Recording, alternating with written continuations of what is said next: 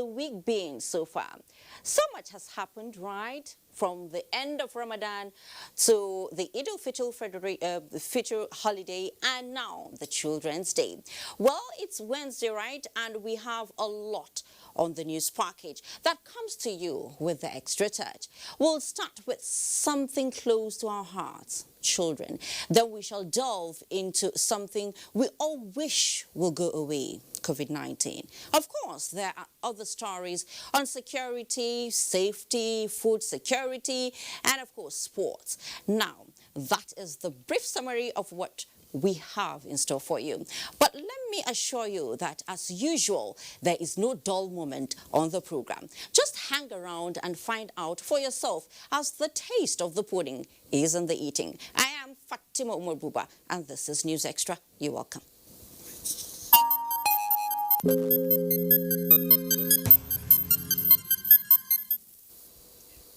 Hope, assurance, and promise of a better future is the message of President Muhammadu Buhari to Nigerian children on their special day. In this report, Momso Demian Dati tells us that the president, represented by the Minister of FCT, celebrated the day at the Federal Ministry of Women Affairs. May 27th is marked as Children's Day. This year's edition is weighed down by the battle against the dreadful COVID-19, with children particularly affected, resulting in the shutting down of schools across the world. This educational malaise set the backdrop for the virtual Children's Day celebration at the Ministry of Women Affairs headquarters in Abuja, the very first of its kind. The Minister of Women Affairs, alongside her counterpart in the FCT, Mohammed Musa Bello, who represented President Muhammadu Buhari, were on standby to mark the day. For them to remain very positive, very hopeful, the sky will be their limit. With children participating online from across states of the Federation. A message from President Muhammadu Buhari to the Nigerian children on their special day is one of sensitivity, warmth and hope, especially for the girl child. To ensure sustenance of actions to promote the education of the girl child, I have charged the Federal Ministry of Women Affairs to implement the following interventions, among others. The National Strategy to End Girl Child and Other Cultural Practices and Social Norms militating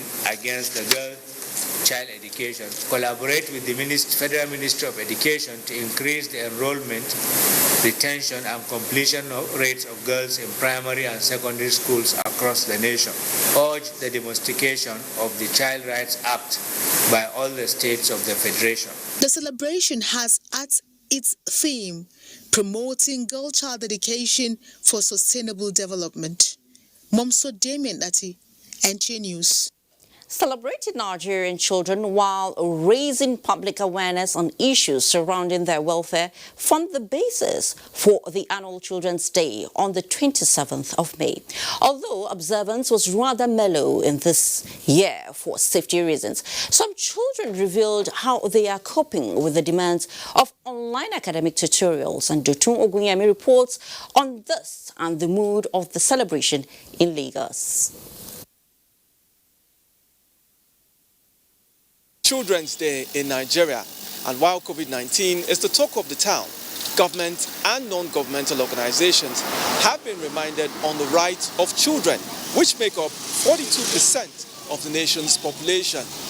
For example, Amira and her friends say that while COVID-19 has been on, they have had to refer to online teaching. It's not all of us that we are in online class. For now, it's not all of us, but a little. I don't like how they teach us online, because I miss how the teacher explains to us when we are in class, physically. Even though primary education is officially free and compulsory, according to UNICEF, about 10.5 million Nigerian children between 5 and 14 years are not in school. I would say that we need to improve on those basic things for the children: education, healthcare, and feeding. Meanwhile, a non-governmental organization visited Langbasa in Etiosa local government area to distribute food and gift items to children in the community. Every Children's Day like this, with torchlight just to put smiles on their faces to make them have the sense of belonging and embrace them. When I was in school, I feel happy with my friend and my teacher. But now when they say coronavirus around, I feel bad. On a day like this, it would have been expected that children would take to parade grounds to show off their much past skills, as well as take to relaxation centers to unwind from all the stress of studying. But while that is not the case, children are at home ensuring that they stay safe from the COVID-19 pandemic. In Lagos, Dotun Okunyemi, NTA News. In the meantime, apart from the virtual celebration organized by the Ministry of Women Affairs, this year's Children's Day in Abuja is devoid of the usual glamour and display of colorful parades, as most children were compelled to mark separately in their own way. And Momsude Miendeti captured the scenario. It's a new dawn. The day is bright and beautiful, and just once in every year, specially dedicated to celebrate children the world over. But this year it is low-key due to the COVID-19. It wouldn't have made any difference for 12-year-old Daniel Adegbeiga. But he still would have marked the day with a bucket of sachet water, enduring the hot sun or rain, whichever comes, in search of buyers. Now I can almost see my friends. March past, everything is closed down, so sell and go. The first lockdown, I was at home, I was not doing anything. So we suffer before it. And when we come to market, she will not sell. He is not alone in this.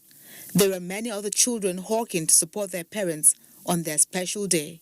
We do not march because of the coronavirus and there's no school. But then, there are some privileged ones who would have been at the parades and other places to mark the Children's Day. I wish our government to pay the children's father so that they will have money to celebrate it at home. I want children to cough inside their hand and sanitize their hand and keep distance. But this year, the only option is to play around within the confines of their home. For some of them, it is an opportunity to develop skills and talents. So they came up with this presentation to commemorate the Day for Children online. We have further time to celebrate it after defeating COVID-19. We need quality education, sane and safe environments, but under your guidance and leadership, so that we can grow with positive mind. I believe that one day we shall tell a story on the agony COVID-19 brought to the world. We wish you happy Children's Day. But on this same day is a neighborhood market with a petty vegetable seller. As a child, she was full of big dreams to become an economist, but that never saw the light of day. Her dreams were shattered when she dropped out of school at primary level. I don't find money to train my children. My children, I don't see money train them. I want to let them go to school. To avert future occurrence of Nkechi's story in today's Girl, the theme, promoting girl-child education for sustainable development, is the focus for this year. While the Ministry of Women Affairs decided to mark the Children's Day by virtual interaction, one wonders if the likes of Daniel and his friends hawking at the market even knew about it. Momso Damien Dati, NTA News. And the common saying that children are special gifts from God is one that resonates with every child, irrespective of where he or she is. It's another May 27th, Children's Day, and the coronavirus pandemic has no doubt stolen the joy from these younger ones with no fun places to visit. But against all odds, some special children tried to make the best out of the day, as Ruth Aguele tells us. The countenance of a child always tells the mood. Excitement, pensive expectation, hope, or longing. For Naima Suleiman, who is just 18, there is ambivalence. The past few weeks had given a pointer that these are unusual times. She and other children at the Abuja Children's Home have come to understand that a knock on the door these days is from the most determined givers. She's nostalgic, missing the fun-filled activities that usually accompany the Children's Day celebration. I pray so that this coronavirus is going to go so that life will be normal. A lot of people from outside come out and come in and play with us. And okay, today is different because of coronavirus. We used to play, sometimes we go outing, so that we have fun. For Dorothy Moshud, hers is a different pain. She misses her mom, who is late, who normally prays for her on a day like this. A tough situation that has taken a toll on her young life. I dropped out of school, so I came here for them to help me so I can go back to school. And right now I'm in school. I want to become a teacher so that I can help those children to put knowledge into them so that they will know the value of school. While Dorothy is nurturing her dreams, her peers are warming up for some barbecue. Its smoke rising warmly in defiance of a virus in killing mood. Yeah, having some barbecue and I'm going to play with our friends for the Children's Day. Some miles east, an IDP camp seems oblivious of any celebration. At this IDP camp in New Kuchungoro in the FCT, it is business as usual. The ultimate commemoration is to life. That must go on. I am not happy because there is no school. The thing that our teachers has tell us is going out. Now our brain is removing small. We need plenty drugs for this coronavirus. Let him go away in this Nigeria. Beatrice's wish is one wish many hope for. Although uncertain of what the future holds, these innocent minds represent man's future on this planet. For us and for them, it is a future worth fighting for. In Abuja, Ruth Aguala, NTA News. Thank you very much, Ruth. Now, President of the Senate, Ahmed Lawan, has felicitated with Nigerian children on the occasion of the 2020 Children's Day. A statement by the Special Advisor to the President of the Senate on Media and Public Affairs, Ola Awoni, Senator Lawan noted that the day was set aside to highlight the realities of children in society with a view to promoting their well-being and happiness now and for the future.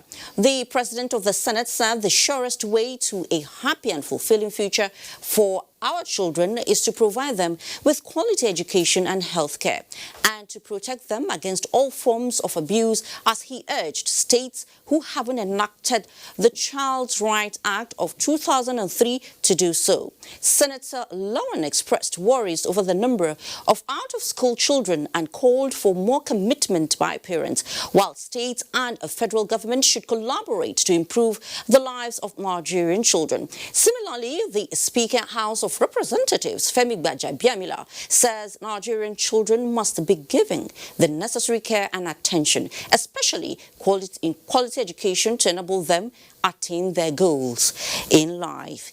And to talk more on Children's Day and also the Nigerian child, we have the Minister of Women Affairs, Pauline Tarling. It's good to have you on News Extra tonight. Thank you very much. Well, you look good after having, a very long day. Sure. And you look good too. Thank you so much. Thank you. Now, well, statistics, have shown that over 13 million Nigerian children, are out of school. And then we have 60% being girls. What's your take on that? It's quite a very disturbing situation, and it needs a total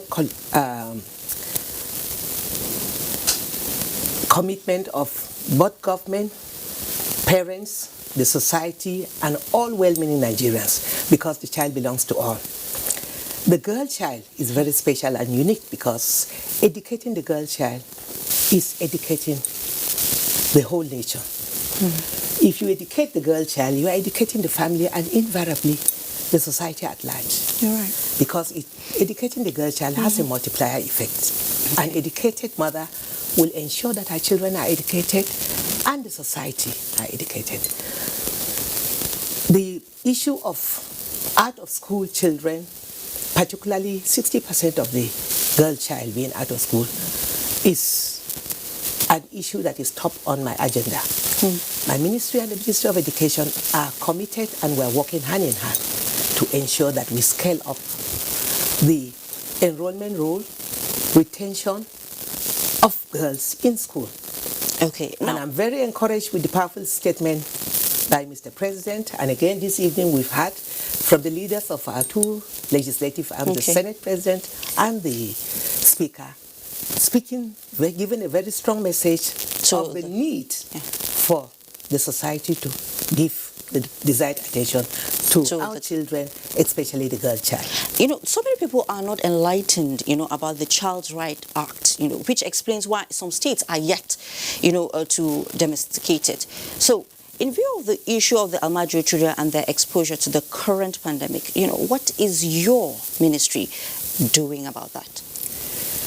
We had rolled out our programs to kick off the state tour from March.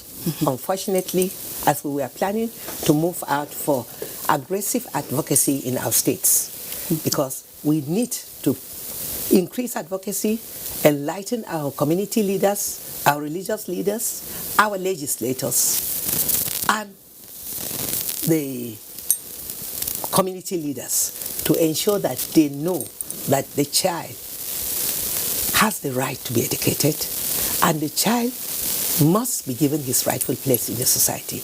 Well, a child has the right to be educated. And it is a right that all of us must give the child. Okay, so lastly, what message do you have for the Nigerian child? You know, watching you out there, listening to you out there, what do you have to say to them? Is there I want to encourage the Nigerian child that in the midst of the hopelessness of COVID-19, we should still have hope, have faith. And I call on all parents, religious leaders, our political leaders to ensure that we give the child the necessary love and attention and its rightful place in the society. Because the greatest asset any nation has is the children. And so the child is the greatest asset we have. And we must nurture, protect, and support the child. Because they are the leaders of tomorrow. They are future leaders. Yes. Thank you so much, Minister of Women Affairs, Pauline Talent, and coming on NTA News Extra. Thank you. Now, moving on, it is often said that children are the future leaders, like our minister just said, and as such, an integral part of the growth process of any nation, with a major chunk of Nigeria's population working as low-income earners. No group is more vulnerable than minors, especially those who are forced to fend themselves in the streets. Imo Le Ayo Tokeide examines their plight with a close eye on child beggars who could possibly be exposed to coronavirus.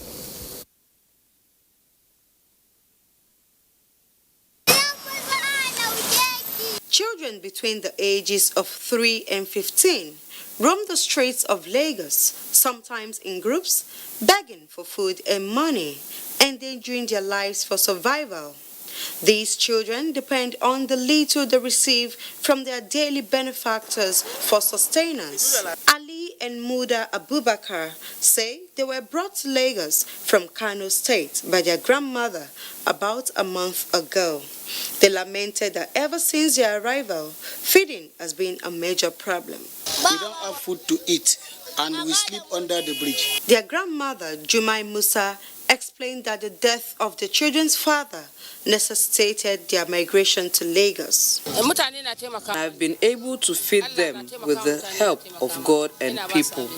With little to no provision offered them, they are subjected meeting their own needs, subsequently going through neglect, discrimination, bullying, and starvation, especially in the heat of the COVID-19 pandemic. It's so annoying seeing them. They are going, they touch, it's embarrassing. Experts point out that child begging is not only a form of child labor, but a violation of a child's rights and dignity. Millions of our children, young ones, innocent people, are being corrupted by their early exposure to a very harsh life that they should be shielded from. And so you find a situation where they grow old, even before they are old enough, even before they get to the age of 18. They are already wiser in the ways of the world than even some of us who are in our 50s or 40s and all that. The provision in Chapter 4 of the 1999 Constitution, which is the ground norm of Nigeria. There's a right to life, there's a right to development. Every child has a right to social and development processes. And, there's a provision of the right to human and dignity of human person.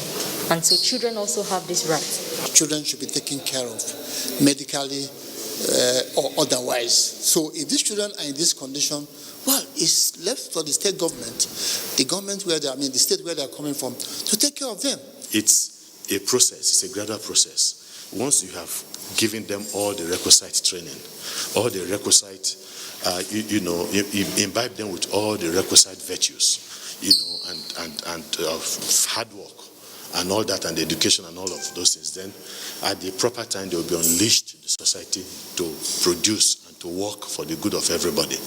This is exactly what should constitute. Respondents are advocating improved welfare and adequate support to poor homes to keep the children safe and away from the streets in readiness for better life during the post-COVID-19 era for this class of people. In Lagos, Imole Ayotokede, NTA News. Sangaya schools in Karai local government area of Kano State have benefited from the benevolence of the First Lady, Mrs. Aisha Buhari, through her Future Assured initiative with the donation of palliatives. The gesture is geared towards cushioning the effect of the lockdown and to discourage street begging among Almajiris. Muhammad Rabiu Ali reports. The Future Assured initiative of the wife of the President, Aisha Buhari, has on several occasions identified with the needy and the vulnerable groups in Kano, particularly at this trying moment of the lockdown. This time around, the Future Assured team was in Karaya local government area where 4 Sangaya schools benefited from her gesture with donation of food items as part of effort to control begging among the Almajiris. Items distributed include noodles, bags of rice, and cartons of toilet soaps, among others. Primary concern of Haji Aisha Buhari, the First Lady, to uplift the life of less privileged in the society. Expressing a sincere gratitude to Allah subhanahu wa ta'ala and Her Excellency for this donation. Meanwhile, the Future Assured initiative has earlier donated beddings to Murtala Muhammad Specialist and infectious disease hospitals in Kano as part of measures to support health institutions being critical players in the fight against the coronavirus pandemic. Muhammad Rabiu Ali, NTA News. And in liberal democracies, the quest to achieve maximum dignity for all classes of citizens is akin to a road under construction. The adoption of the Child Rights Act by Nigeria in 2003 is a major legislative stride aimed at improving the dignity of its underaged citizens and making them more resourceful. Ignatius Nkwot tells us more on the act in Nigeria. In the world of today, indulging in trade in itself is not a crime, but it becomes one when a child of school age, instead of being in the classroom, is in the street as a trader or doing any other sundry activity. Sani Ismail, whose ambition is to become a security officer, is one of such Nigerian children that hit the street daily to earn some money for their families. Like if a VA as a police or army or doctor and so on, I will help my government by God's grace. In fact, recent report by the United Nations Children Fund revealed that 6 out of every 10 Nigerian children have been victims of violence. In spite of the strong voices it attracted over time, it persisted. Then came a ray of hope in 2003 when the National Assembly passed the Child Rights Act following the adoption of the Convention on the Rights of the Child by the United Nations General Assembly in November 1989. The act is fashioned to cover all aspects of the lives of children. The implementation of the law in Nigeria has been a major challenge as a result of different levels of acceptance and recognition among states, as various state assemblies must have to ratify it for a comprehensive enforcement. As of May 2020, the Child Rights Act, made up of 287 sections, has been passed into law by 25 states, while 11 are yet to.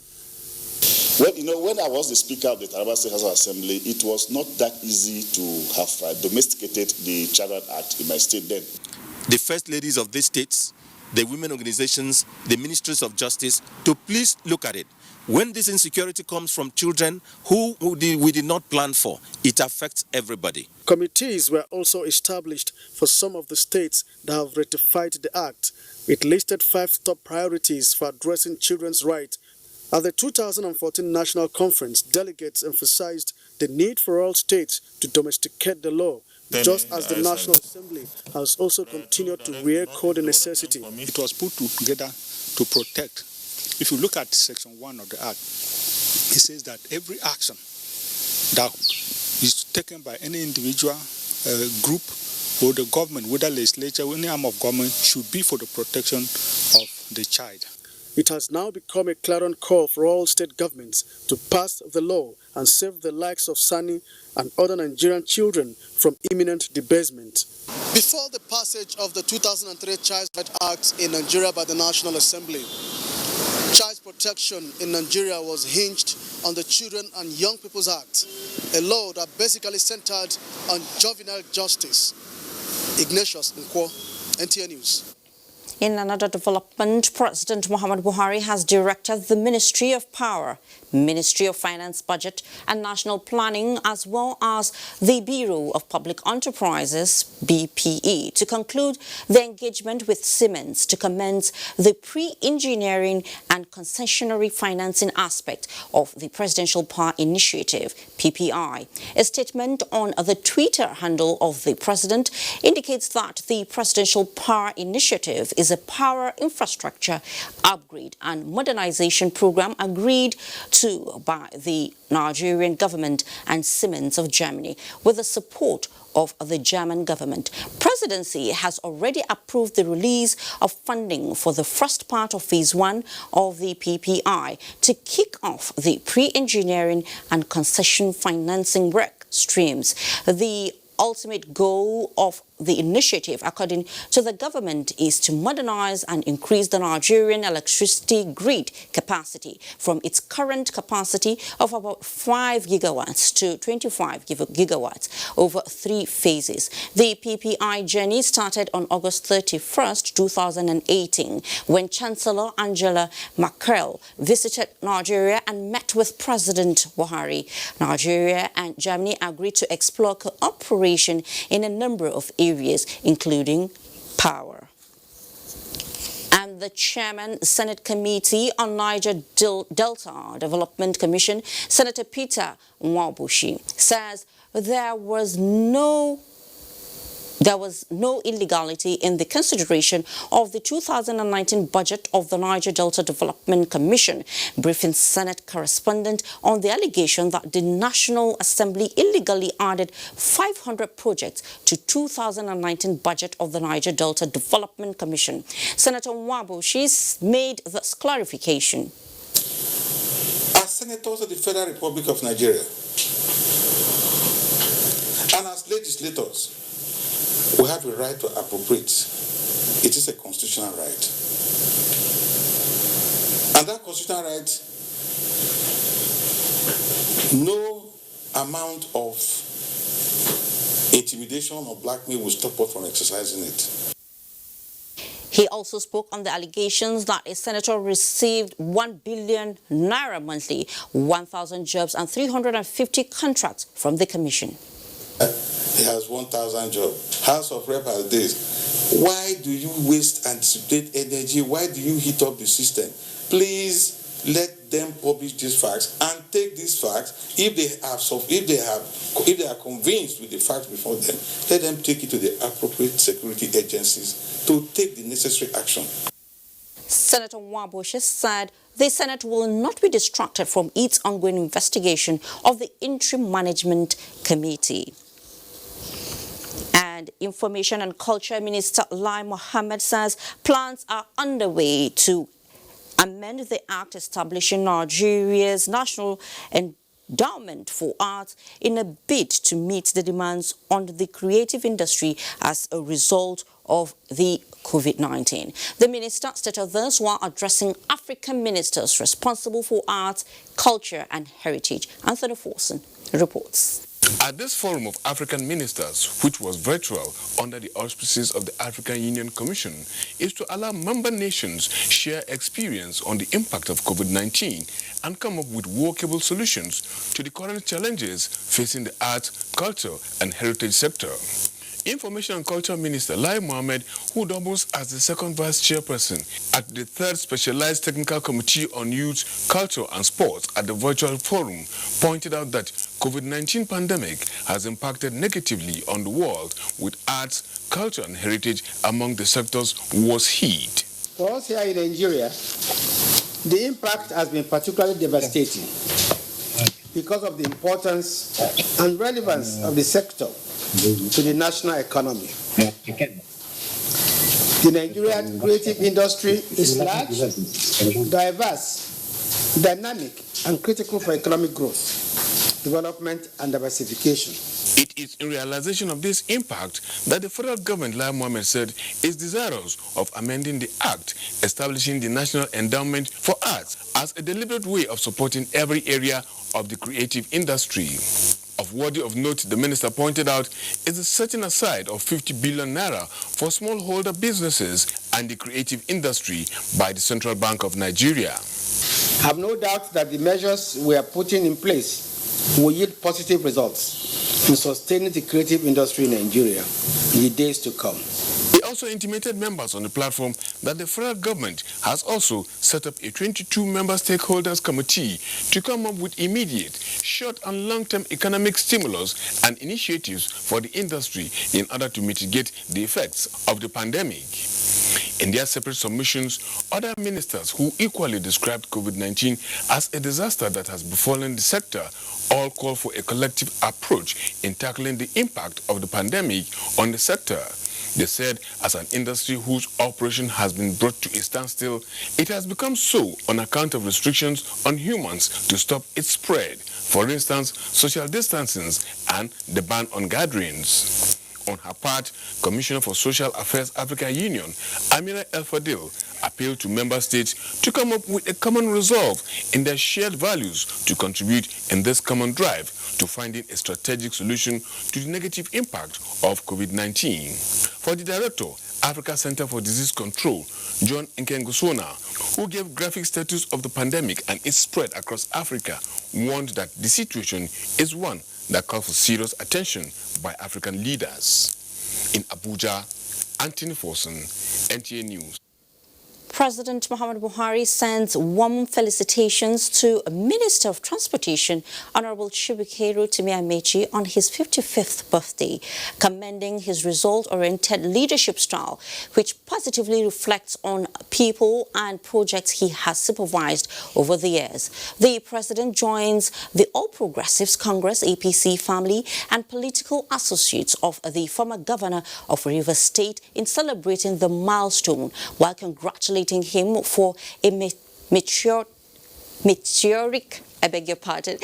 political rise, underlined by his forthrightness, diligence and deep sense of loyalty and patriotism. As the Minister of Transportation turns 55, President Buhari believes his investments in the development of Rivers State and current efforts in building infrastructure across the country will always be remembered by posterity, urging him to stay focused on the larger picture of working to improve lives. The president also extols Amechi for his willingness to make sacrifices and support the governing party APC, recalling with appreciation the major role he played in the 2015 and 2019 presidential elections and his continuous contributions to promote peace and unity of purpose. And up ahead on News Extra, Nigeria Air Force extends its wings of enterprise to enhancing the survival of COVID-19 patients with a boost in the country's stocks of ventilators, as correspondent gives us an insight into the consequences of the ravaging coronavirus on the Nigerian economy. Stay with us. I wish to once again commend the frontline workers across the country who, on a daily basis, risk everything to ensure we win this fight.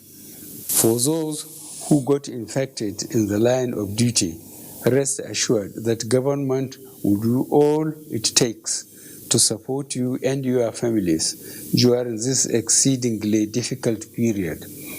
I will also take this opportunity to assure you all that your safety, well-being, and welfare remains paramount to our government. I am using this opportunity to express our deepest condolences to the families of all Nigerians that have lost their loved ones as a result of the COVID-19 pandemic. This is our collective loss, and we share your grief.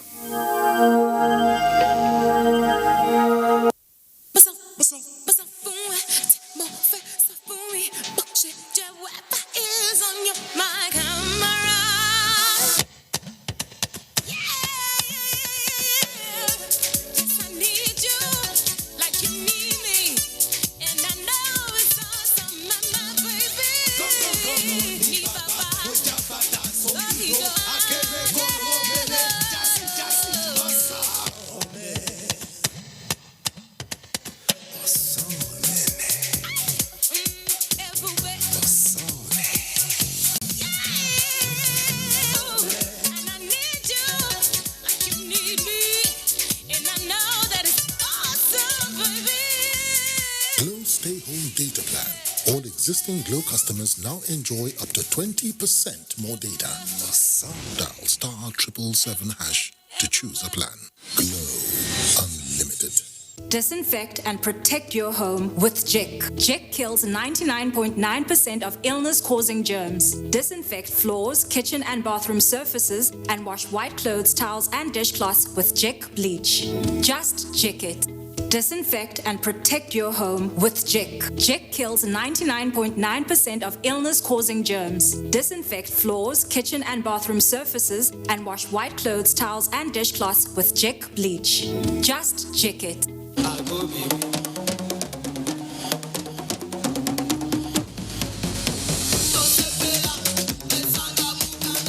I'm on top of Africa.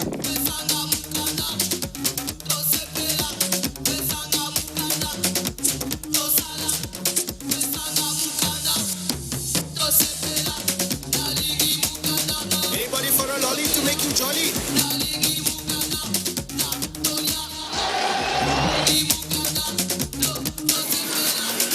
This is history unfolding.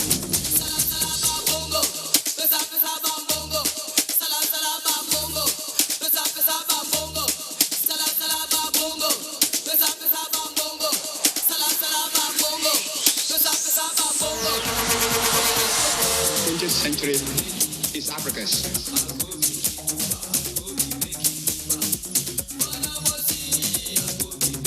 The Senate, at its sitting on Tuesday, 5th May 2020, considered a motion on urgent need to investigate the alleged financial recklessness in the Niger Delta Development Commission and resolved, among others, to constitute an ad hoc committee to carry out holistic investigation on all issues relating but not limited to the alleged misapplication and misappropriation of the sum of 40 billion naira by the Commission, renew all procurement and financial transactions of the Commission in this fiscal year 2020 and any other matter that is not in accordance with the provisions of NDDC Establishment Act 2020 or any extant laws.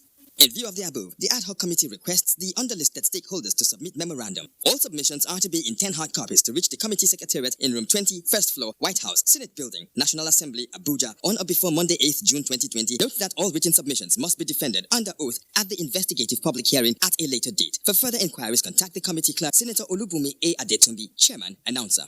Action. Make your home the place to be with GoTV's super cool kids channels. That sounds fun. From funky friends that'll keep even the little ones busy.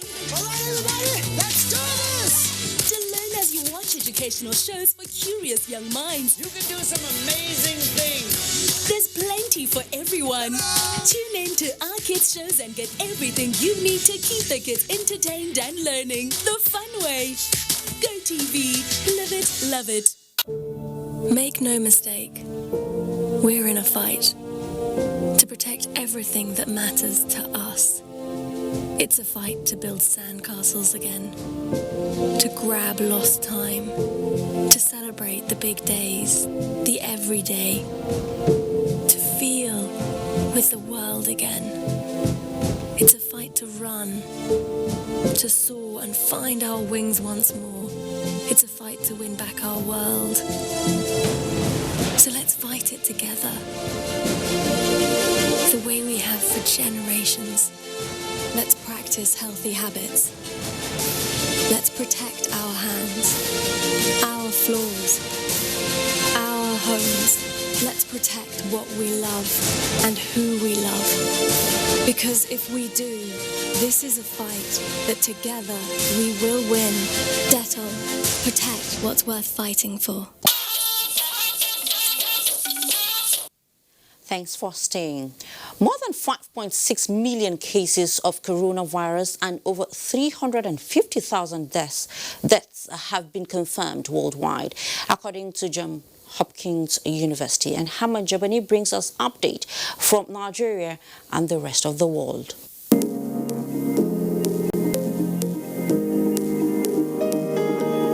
The Nigerian Center for Disease Control has reported 276 new cases of coronavirus in Nigeria.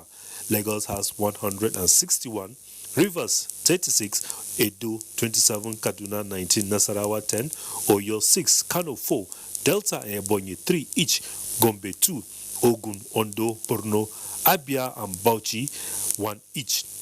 There are 8,344 confirmed cases of coronavirus in Nigeria, 2,385 discharged, and 249 deaths so far. The tally by Johns Hopkins University, as at 6 p.m. local time, shows that globally, coronavirus cases have reached 5,737,518, while 354,230 have died, and 2,467,241 have recovered. Meanwhile, the European Commission on Wednesday proposed €750 billion aid package to help Europe's economic recovery from the fallout of the coronavirus pandemic, which has killed over 350,000 people globally. The plan will require unanimous backing from all the 27 nations in the bloc. South Korea reported its highest death spike in new coronavirus case in about a month and a half. An outbreak linked to a now closed facility run by one of the country's largest e-commerce companies.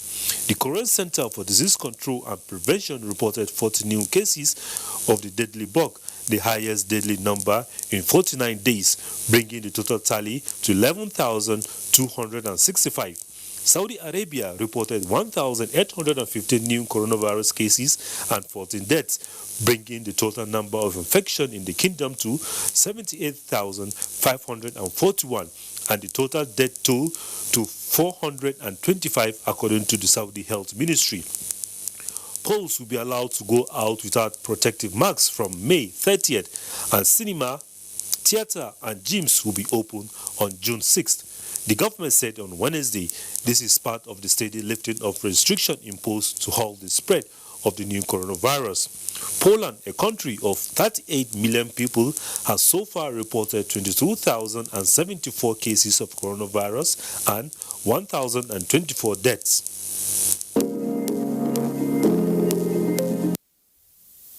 And 3 local claims for coronavirus cure have been singled out for verification and validation by the Federal Ministry of Health and its agencies. Chairman of the Presidential Task Force on COVID-19 and Secretary to the Government of the Federation, Bas Mustafa, at the first daily briefing after the Salah holiday said the Central Bank of Nigeria has also indicated interest to support research for local remedies for coronavirus. Mitari Ikpeng reports.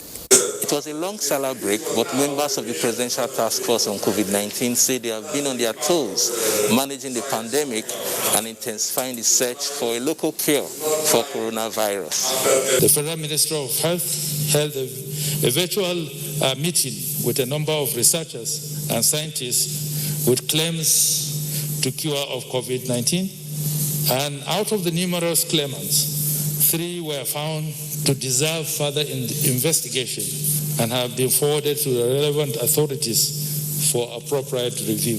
While we are anxious to find a cure for the disease, this COVID-19, the federal government will not compromise the health of any Nigerian. Whatever is approved for use in Nigeria must meet the required standard. Meanwhile, new studies and findings about the incubation period of the coronavirus, the PTF says, may lead to new guidelines on isolation, treatment, and discharge of patients. Studies have now shown, using this PCR test, in addition to something we call viral culture day to day, that the longest viability period of the virus is about 10 days. So we're now relooking at our practice, both in terms of discharge criteria and even who to keep in hospital and who can stay at home and for how long. We must also provide state officials and healthcare workers with the facts, the necessary information that they would need, not only to treat us, but also to protect themselves from getting the infection. The task force described reports that schools will reopen in June as false and misleading. We are not taking that risk yet. We are going to prepare as much as possible within the guidance that they offer us with their expertise, working in conjunction with the World Health Organization before we reopen schools. The Minister of Foreign Affairs announced a suspension of evacuation of Nigerians abroad until fresh protocols that are being worked out are fine-tuned. Anybody that is going to be evacuated will first of all have to undergo a test from the country that they're leaving from at least 5 days before travel and not later than 9 days before travel. The task force indicated that the new regime for evacuation of Nigerians abroad may eventually eliminate the need for compulsory 14-day quarantine of returnees. In Abuja, Mitaire Ikben, NTA News. Meanwhile, the head of service of the Federation, Dr. Folashade Yemi-Isan, has inspected some of the hygiene and safety facilities within the Federal Secretariat to ascertain their sustainability to safeguard the safety and health of civil servants in their workplaces. The head of service says the measures are in compliance with the best health practices to promote safe working environment and guarantee welfare of the workforce. Some of the facilities are hand-washing containers, hand sanitizers and physical distancing and other safety guidelines against the coronavirus pandemic. Dr. Folashade commended the efforts of ministries in ensuring provision of safety facilities, but expressed displeasure over the condition of sanitation across office convenience and charged them to ensure standard. She said government will ensure regular provision of water and other basic amenities for the comfort and safety of civil servants.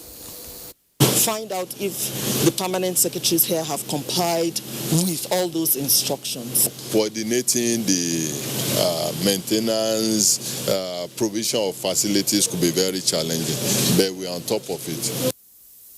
Permanent Secretary, Ministry of Niger Delta Affairs, Adeshola Olushade, on behalf of his colleagues from ministries, agencies and departments, appreciates the visit of the head of service and promised to make amends in areas where lapses were highlighted.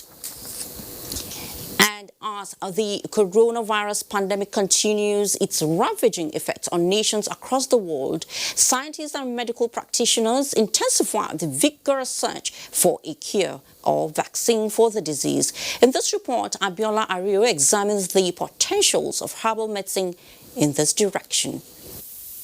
This is Azadirachta indica tree, also called dongoyaro. It is one of the most popular medicinal plants in this part of the world.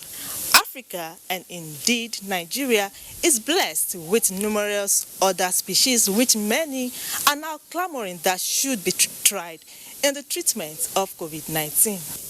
A recent survey indicated that Nigeria has over 325 species and 95 families of medicinal plants recognized as being used to treat various common ailments. As it is presently, and for many reasons, there are Nigerians who rely more on herbs and roots in treatment of ailments rather than services of orthodox medicine. Meet Margaret Akintolayo, 64, a notable herbal medicine practitioner in Akure with over 24 years experience. African is sitting on top of $1 trillion herbs that we should not be poor at all. So what we need to do is look inward instead of going outside and then perfect what we have and export them. While that may not be in doubt, the major argument against herbal medicine has always been hinged on safety and efficacy.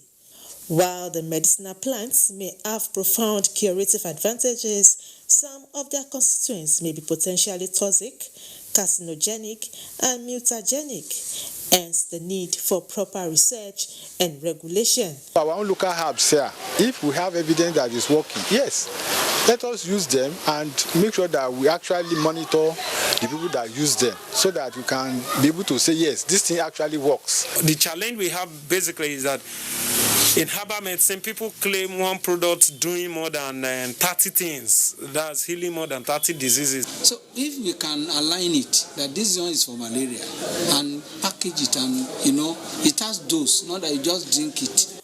While NAFDAC has commenced the trial of some Nigerians' local herbs for treatment of COVID-19, Ondo State Governor Oluwarotimi Akeredolu hinted that the state government is also exploring the use of herbs. Like I might show you, we are looking at one or two things too. We might come up with a formidable treatment. The likes of Margaret Akintolayo is of the firm belief that if given the opportunity, traditional medicine practitioners in Nigeria are capable of finding a cure for the coronavirus pandemic that will be to the greater glory of Nigeria and humanity. In Akure, Abiola Rio, NTA News. Thank you so much, Abiola. Now, BUA Foundation is at it again. Yes, BUA Foundation is unrelenting in its humanitarian services and magnanimity in the fight against COVID-19. Presented ambulances to Jigawa and Sokoto state governments. The presentation were made to the governors of the two states, and Abdullahi Musa Saleja reports. Coronavirus has put to test the concept of good brotherliness in the world, and particularly in Nigeria. The patriots are going the extra length to give a helping hand in a society reeling under the heavy toll of a rampaging pandemic. One of these philanthropic organizations is the BUA Foundation.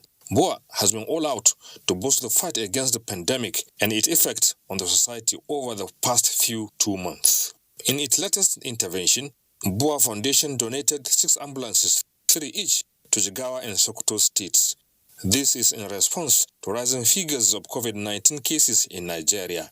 In Jigawa, General Manager BUA Rice Abdullahi Aminu presented the ambulances to the governor, Muhammad Badr Abubakar. Government cannot do it alone, so we need to come together and see how we can fight this COVID-19. We are going around to see where this assistance is needed, and we'll certainly continue to assist. You don't need to have money to assist government. By following medical advices, to stop the spread of this disease, you are helping the government. We are proud to have people like him from Kano State and doing very well in our economy and being very supportive at the time of need of the people. In Sokoto, Plant Director Boasman Sokoto, Engineer Aminu Bashar, made the presentation on behalf of the chairman, said the foundation will continue to support various projects aimed at curbing the spread of coronavirus. We have been at the forefront of this fight, both in the provision of PPEs for our heroic health workers and also in the provision of ambulances, isolation centers, and even outright financial support to governments that are engaged in this fight. Governor Aminu Waziri Tambua received the ambulances, thanking the chairman of the foundation, Alhaji Abdul Samad Rabiu. The governor promised a judicious use of the vehicles in the fight against the virus. We thank the chairman of BUA, Abdul Samad Rabiu, and the management of the company for this very, very important support. I assure you that as we have done with the monies given, we are also going to apply and use these ambulances and such other donations that they keep on coming very judiciously. Boa Cement, the largest private employer of labor in the Northwest, had some weeks ago provided 100 million naira to Sokoto State COVID-19 Response Fund. Boa Foundation had also, at the inception of the coronavirus outbreak in the country, set aside about $20 million to support various efforts in the fight against the disease. Abdullahi Musa Suleja, NTA News. And in response to the global health challenge posed by the coronavirus pandemic, the Nigerian Air Force has recorded a breakthrough in the production of emergency ventilators expected to contribute to containing the effect of the virus. Suleiman Abdullahi Rigachikun reports that the development is in collaboration with some Nigerian universities. Homemade prototype oxygen ventilator, a critical equipment to sustain the lives of COVID-19 patients, a product of the technical team of the Nigerian Air Force in collaboration with their counterparts from Ahmadu Bello University Zaria and Federal University of Technology, Minna, Niger State, who, like many experts, are challenged by the coronavirus pandemic. Chief of the Air Staff, Air Marshal Sadiq Babu Abubakar, in a message, describes the initiative as a contribution to the ongoing effort in harnessing indigenous capacity on the fight against the ravaging COVID-19 in Nigeria and beyond. The unveiling ceremony being witnessed today is thus a further demonstration of my resolve to ensure that Nigerian Air Force continues to make significant contribution to the development of the country. Homegrown technology is better because you have the parts readily available, you have the knowledge to maintain it if there's any problem. The ventilators, which had been tested on animals to determine their efficacy, will be subjected to further examinations before mass production. In Kaduna, I am Suleiman Abdullahi Rigachikun, NTA News. Beyond the tragic health hazards and human consequences of COVID-19, the economic uncertainties and disruptions that have resulted came at a significant cost to national economy. Most financial institutions and independent economic experts have taken solace in the prediction that the impact might be sharp but short-lived. And Lekon Angbodi reports. For most developing economies, the odds of sliding into a downturn are gradually expected as the global coronavirus outbreak puts severe pressure on the economy. Nigeria is not different, still grappling with recovery from the 2016 economic recession, which was a fallout of global oil price crash and insufficient foreign exchange earnings to meet imports. It is in view of this and the spirit of economic recovery and growth sustainability that the federal government budget for the 2020 fiscal year was prepared with significant revenue expectations, but with contestable realizations. This approved budget had projected revenue collections at 8.24 trillion naira, an increase of about 20% from 2019 figure. The revenue assumptions premised on increased global oil demand and stable market with oil price benchmark and oil output respectively at $57 per barrel and 2.18 barrel per day. However, the emergence of COVID-19 and its increasing impact on Nigeria has called for drastic review and changes in the earlier revenue expectations and fiscal projections. Care must be taken to avoid Nigeria going into serious recession, which may result into massive unemployment for our youth. We need to look at our recurrent expenditure. If we have leakages in the award of contracts, then why not do a BOT program for all of those things? Worst hit by the pandemic is the federal government's economic and growth recovery program aimed at increasing social inclusion by creating jobs and providing support for the poorest and most vulnerable members of society. The big economic question is, are there other measures to combat COVID-19 pandemic? Need to legislate on how every state can become self-sufficient. We should use our revenue to really develop other areas, especially the critical sectors of the economy. The consequences of COVID-19 pandemic are enormous but thought-provoking.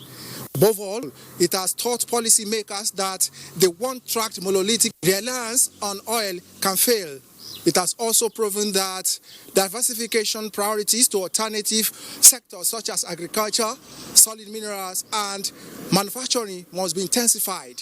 And government must take the lead to practically undo the current economic uncertainties and instabilities. In Abeokuta, Lekon Agbonde, NTA News. On the next segment of News Extra, thinking out of the box amidst COVID-19 and other threats to food security. Please stay. The Independent Corrupt Practices and Other Related Offences Commission, ICPC, in collaboration with Office of the Accountant General of the Federation, presents a Zoom webinar on COVID-19 funds management and monitoring. Theme: Preventing Slide to Old Habits. Date: Thursday, 28th May 2020. Time: 11 a.m. to 1 p.m. Lead speaker: Mr. Ahmed Idris, Accountant General of the Federation. Other speakers include Bureau of Public Procurement, ICPC, Federal Ministry of Humanitarian Affairs, Disaster Management and Social Development, and Human and Environmental Development Agenda. Participation is strictly by invitation.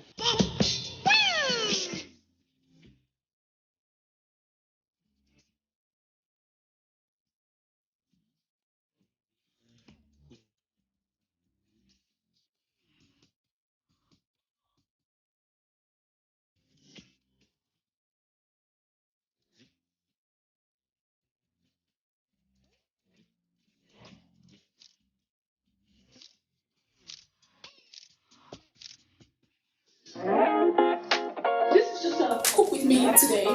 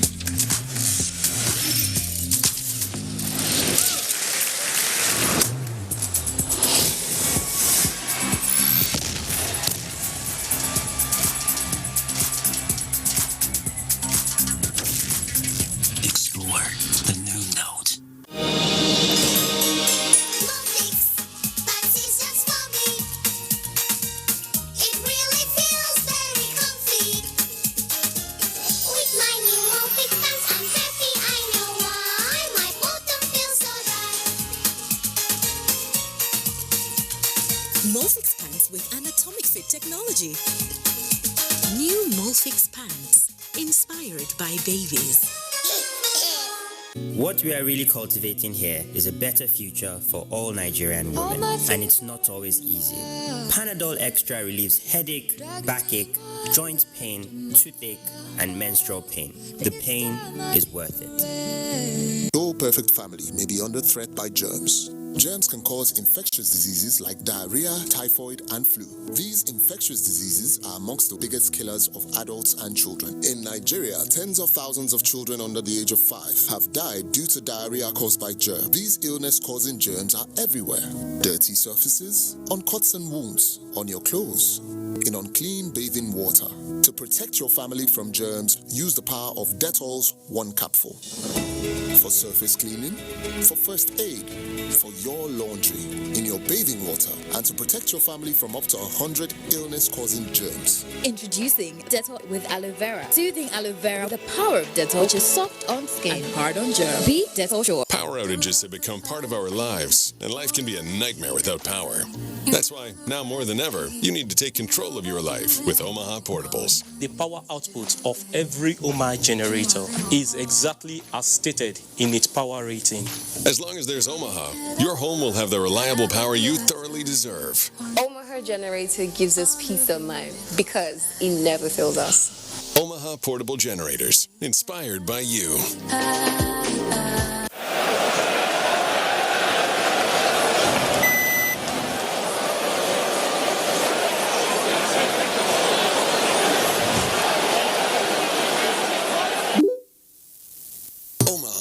Amazing Bluetooth, gripping 4K, high-def satellite receiver, vibrant colors, make you feel truly immersed in the action. Omaha Television, inspired by you. O Allah, accept the soul of your servant, as today marks the 40th day of the departure of our father, friend, patriot, statesman, and true son of Nigeria, late former Chief of Staff to President Muhammadu Buhari, Malam Abba Kyari. O Allah, we pray that you continue to have mercy on his soul, make honorable his reception, expand his entry, and cleanse him with water, snow, and ice, and purify of his sins, as a white robe is purified. Admit him into Al-Jannah Firdaus. Ameen. Sadiq M. Vaza, announcer.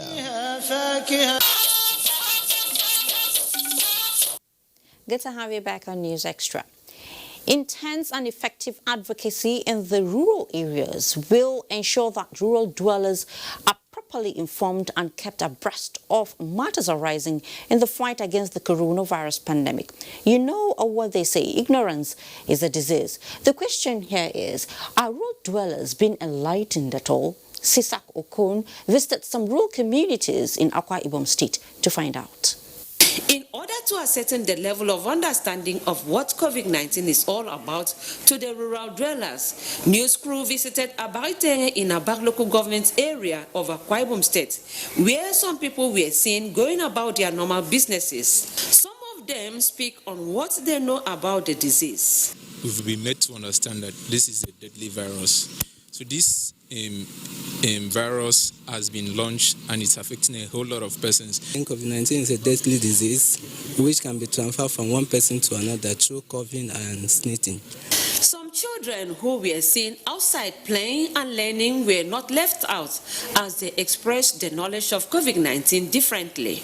I don't want COVID-19. That is why I'm not using face mask. We don't want it in our back, even in Akwa Ibom State. Auntie, I don't know. I don't know what is COVID-19. The news crew also visited Uroshet, a Kantobo communities where the people were evasive. It was observed that most of the people did not use the face mask. At Afabong and Utuobak, the people here complied with the federal government's directive of wearing the face mask, which they say is for their own safety. The situation is not the same in some communities in Ini and local government areas. Here, the people are more concerned about managing the economic hardship caused by the disease than its preventive measures. Well, I want to thank the people of Abak. They are aware of the preventive measures of this COVID-19. That is why in the entire Abak constituency, we don't have any positive case. The hand sanitizer, the hand washing buckets, and we distributed them all around churches, markets, palaces of the traditional rulers, and other places of interest where people gather. In Uyo, Nsika Okon, NTA News. There is a saying that tough times don't last, but tough people do. This saying comes to mind when meeting the nutritional need of people in the midst of COVID-19, talking about food. Let's talk about Kado Fish Market and how the traders are faring. Amina Nujem visited the market and brings back a story of surviving COVID-19. It is indeed unusual times as people and businesses alike embrace what has now been termed the new normal. Businesses especially are now faced with the unprecedented challenges and means of still keeping businesses going. Kado Fish Market in Abuja, Nigeria's capital, is normally stocked with various kinds of fish for consumption as well as rearing. Simply put, Kado Fish Market could have its own slogan as a center for assorted fish. The market in full swing, but without a doubt, a bit of a shadow of itself. From the fingerling fish trader, the fresh catfish seller, the frozen food seller, to this dry fish seller, this is not the best of times, and they have to adapt to the times.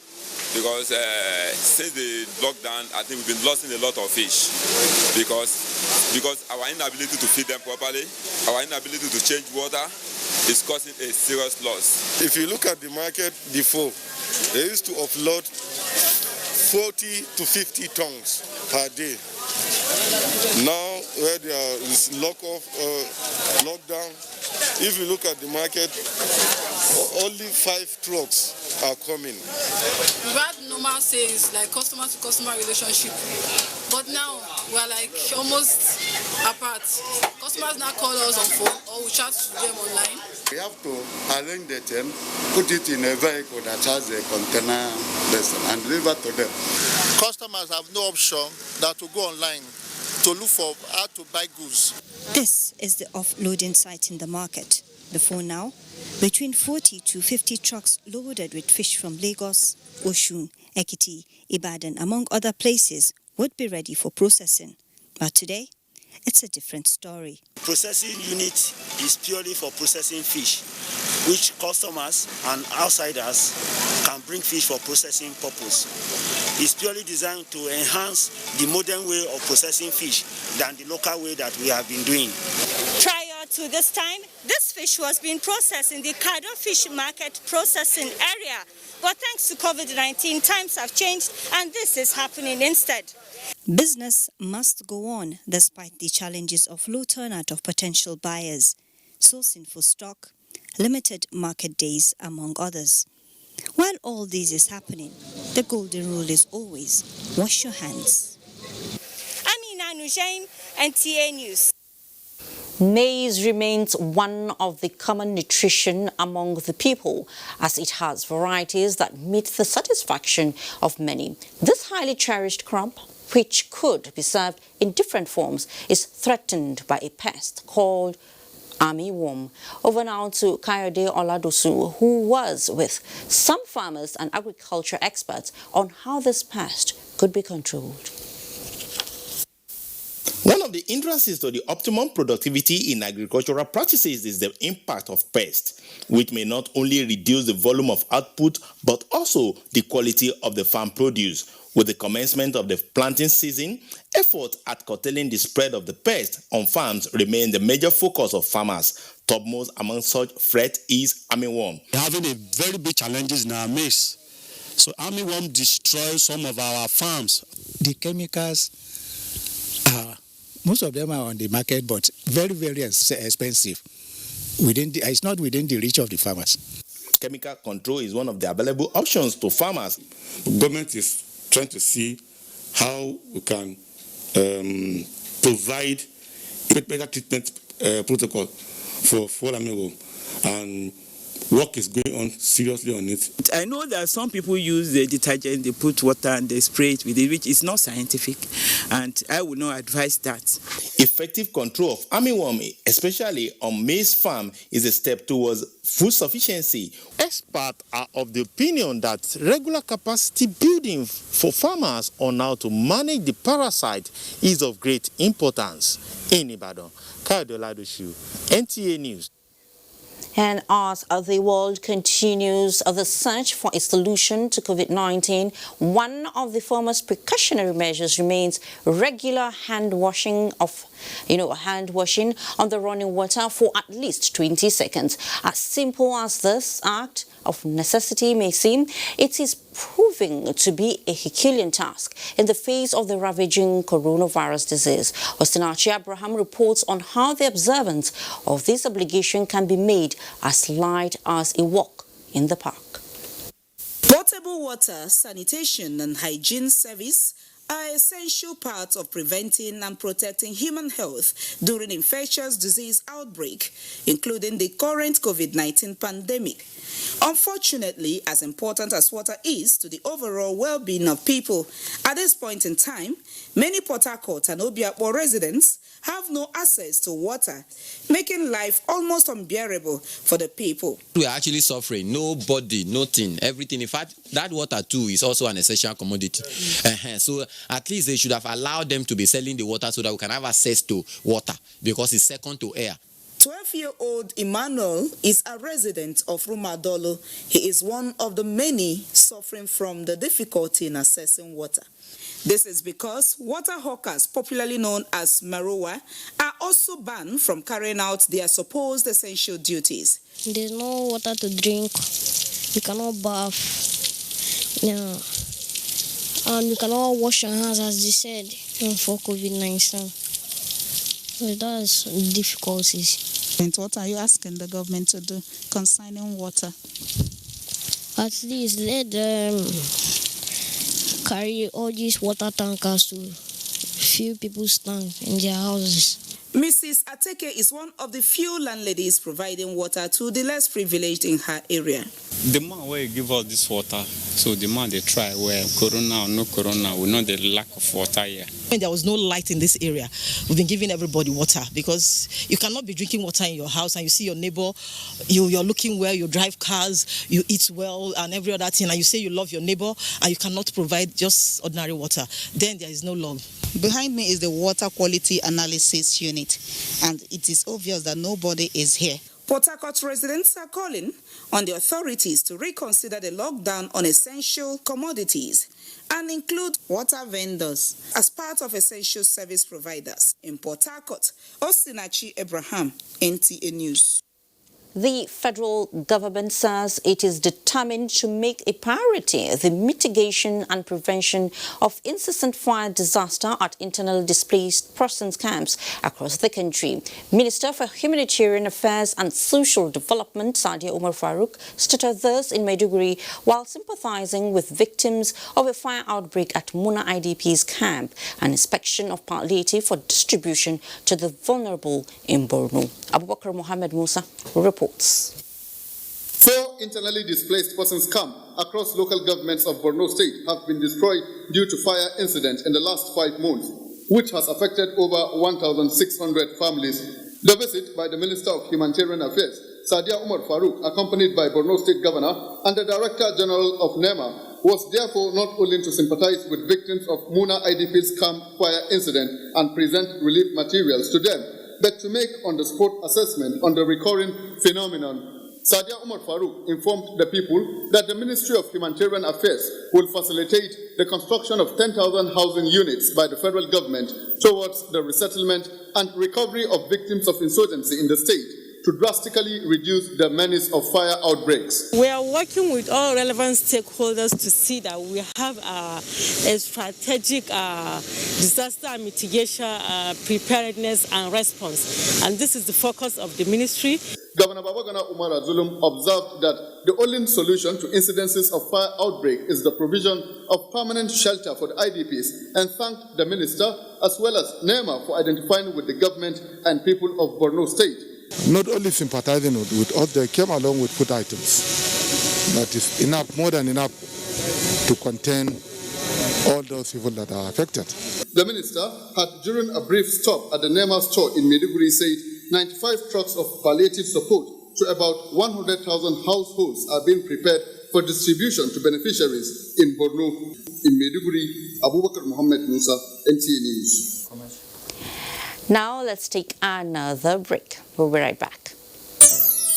Since 1971, Nigeria's foremost human capital development institution, the Industrial Training Fund, ITF, has been at the forefront of equipping Nigerians with skills for national growth. Today's ITF has repositioned and refocused its programs, forging new partnerships locally and internationally to effectively deliver on its mandate. With 37 area offices and 5 industrial skills training centers across the country, ITF is pushing to reduce unemployment by providing relevant technical and vocational skills for employability and entrepreneurship in diverse trades and crafts. Whether you're a public or private organization seeking to improve the skills of your personnel or an individual looking to acquire skills that will increase your chances of employment or even to help start your own business, today's ITF has a program for you. Speak to us today. Contact our area offices nationwide or visit our website www.itf.gov.ng. ITF, developing the nation's human resource. The number of the COVID-19 cases in Nigeria is increasing daily, with many more tests ongoing. The battle of testing, isolating, treating, and attending to the affected persons rests heavily on the shoulders of our health workers, constantly putting their lives on the line and at risk to contain this virus, save and protect the lives of millions of Nigerians. To these health workers, we at the Nigerian Television Authority NTA, on behalf of millions of Nigerians, say a big thank you for all that you have done and are doing. To the security agencies enforcing the lockdown and every other frontliner, we say thank you for putting your lives on the line to save ours. There is no amount of words that can quantify our gratitude. Thank you. This message is brought to you by the Nigerian Television Authority, NTA, Africa's largest television network. We have observed the lockdown. We have practiced the measures in order to curb the spread of the virus, but we can do better.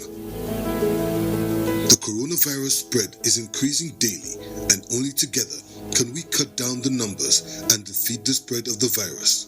Remember, COVID-19 is not a death sentence, and a recovered patient cannot spread the disease. Do not stigmatize. Do not hesitate to report any case, or if you have come in contact with anybody that has been infected with COVID-19. If you have cough and fever, please stay at home and call your state hotline. Find state numbers at www.covid19.ncdc.gov.ng. Remember, it is for your own good and for the good of every Nigerian. Let us do better and defeat the virus. Together, we can do this. This message is brought to you by the Nigerian Television Authority, NTA, Africa's largest television network. GoTV dey your side as times dey tough so.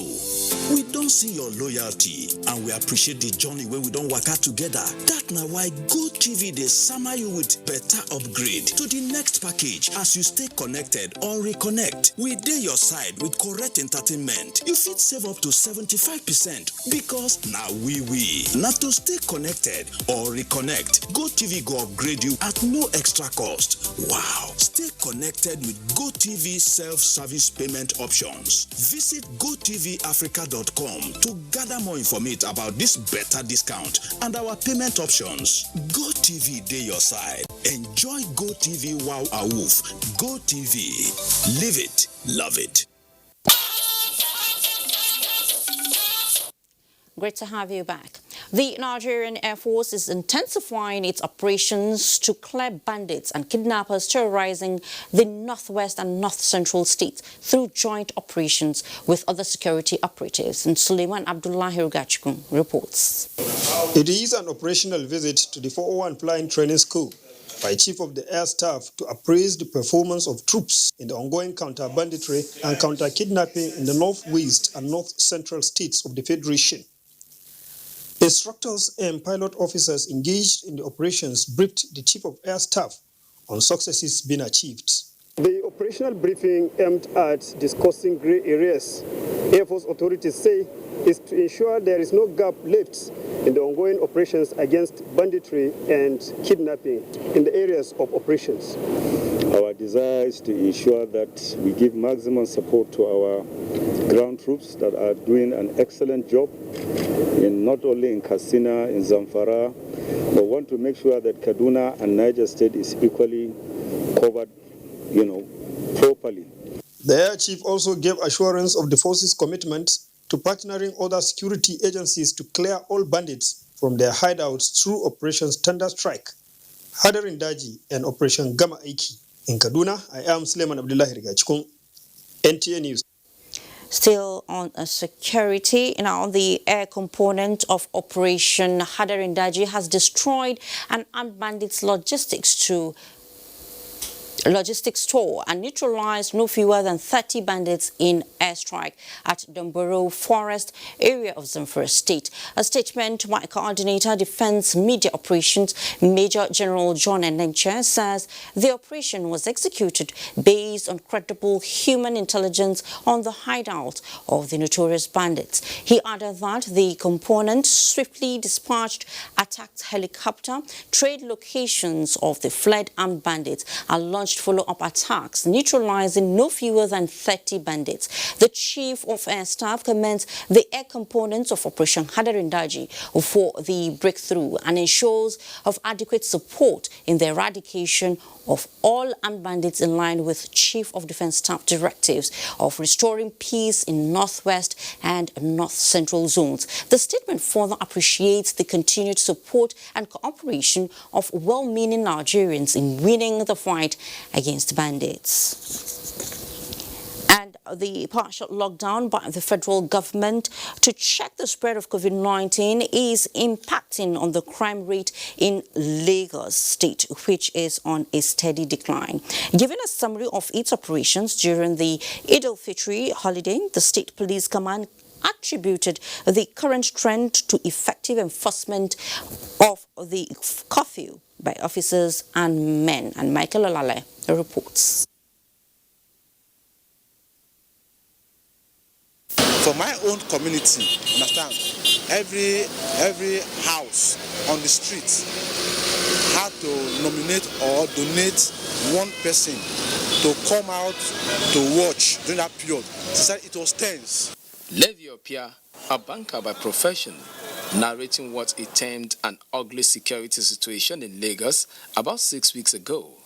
The trend is changing, and the secret is not far-fetched. I think since people are now going outside, going up and down to source for their, food, and things are getting better compared to before. It is a momentum security operatives have pledged to sustain, as the police is not willing to relapse in its surveillance measures in spite of the coronavirus pandemic. You look up, you'll see a helicopter still patrolling, giving us area surveillance. You go to the waterways, you see our gunboats still patrolling. Our marine police are there patrolling 24 hours. You look at our roads again, you see our rapid response squads positioned in strategic locations in such a way that they can respond to any distress within the shortest possible time. The police says it is continually adjusting its mode of operations to reflect the new direction in policing. In Lagos, Michael Olale, NT News. Now to sports with Badi Adile.